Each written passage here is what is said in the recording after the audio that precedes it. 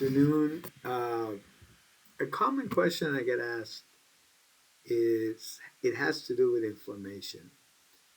You quite often hear that, well, I have a lot of inflammation, autoimmune disease, and we're always worried as to can inflammation be seen or noted or studied? And the answer is yes. But there is no single blood test that tells us exactly how inflamed your entire body is, where the inflammation is coming from, or what disease is causing it. So, starting with the basics, like I always like to do, inflammation is a part of our immune system. It's a defense response. When you cut your finger or a bacteria enters your skin, your tissue becomes injured, your immune system releases chemical signals, and those signals increase the blood flow and they recruit immune cells and help repair damaged tissue. That's basically why an inflamed area may become red, warm, swollen, and painful. And typically, it's a part of healing. It's an acute inflammation that is literally useful. The problem is when inflammation becomes persistent and then it becomes chronic inflammation. And you see that more often with cancers, chronic infections, autoimmune diseases, and diabetes.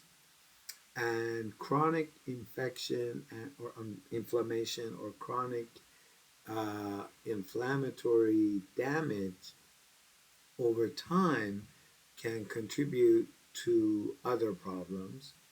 And as physicians, we have learned to check for certain blood tests. One of them is called C-reactive protein, which is mainly produced by our liver as a response to inflammatory signals, especially a cytokine called interleukin 6.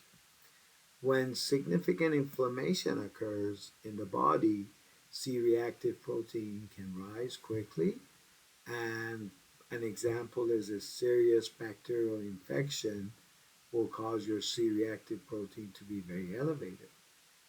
The problem is C reactive protein is nonspecific, and a high C reactive protein or CRP does not tell me why it is elevated. Cancer, rheumatoid arthritis, infection. It simply means that your immune system is fighting something. We have a second blood test we do called erythrocyte sedimentation rate or ESR. And this is kind of interesting because it's a sample of your blood that's placed in a tube, and we measure how quickly the red blood cells settle toward the bottom of the tube. And during inflammation, certain proteins in the blood can cause red cells to stick together and fall faster. The faster they fall, the higher the ESR or erythrocyte sedimentation rate will be. But unfortunately, this is also non-specific, and kidney disease, even anemia, pregnancy can give you that. So I typically check for it for inflammation in my field with both C-reactive protein and ESR or erythrocyte sedimentation rate. And again, these are like smoke alarms. They tell us there's smoke, but they may or may not tell us exactly where it's coming from. High sensitivity CRP or hs-CRP is another test that you have probably heard about or will hear about. It's still C-reactive protein, except it measures very low concentration and therefore it's more precise. So if you can do a high sensitivity C-reactive protein, that would be a lot better than a regular C-reactive protein. So since low-grade inflammation inside blood vessels has been associated with cardiovascular risk, uh, C-reactive protein that ends up being highly sensitive is sometimes used as an additional marker when evaluating a person's heart attack or stroke. And a uh, C-reactive protein that is highly sensitive does not automatically mean you have heart disease, and it should not be interpreted during an acute infection, because even a cold or an inflammatory condition can temporarily raise your C-reactive protein. So there are more specialized inflammatory markers that we order when we're trying to put the whole picture together. In my field, high sensitivity CRP, regular CRP, ESR, ferritin, fibrinogen, interleukins, tumor necrosis factor, and cytokines are tests that enter my brain. And because of that, the whole gamut of all the blood tests together, in addition to physical exam and the questions of, have you lost weight? Do you have an infection?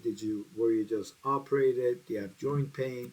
Have you been diagnosed with an autoimmune disease, cancer? Do you smoke? And doing a basic complete blood count and a kidney liver test to put it all together will give us a much better answer as to why someone has inflammation. So, is chronic inflammation good? No. Can you help it? Yes. The same as I've said before, you sleep better, you avoid smoking, you lose weight if you're heavy, and you control your stress. That's what I call detox inflammation. And there's truly not a single number to use, but there are things we can do to lower the inflammation across the board. And so, do I order these tests? Yes. Uh, do these tests give me a clue as to how you're doing? Absolutely. Uh, but am I always going to know exactly what is causing your inflammation? Probably not. Uh, that's where the real medical investigation really begins. As always, my goal is to help you understand, and not just the laboratory number, but what the number actually means. And I'm Alex Eson. I'm an internal medicine hematologist oncologist doctor, and I hope this has been useful to you.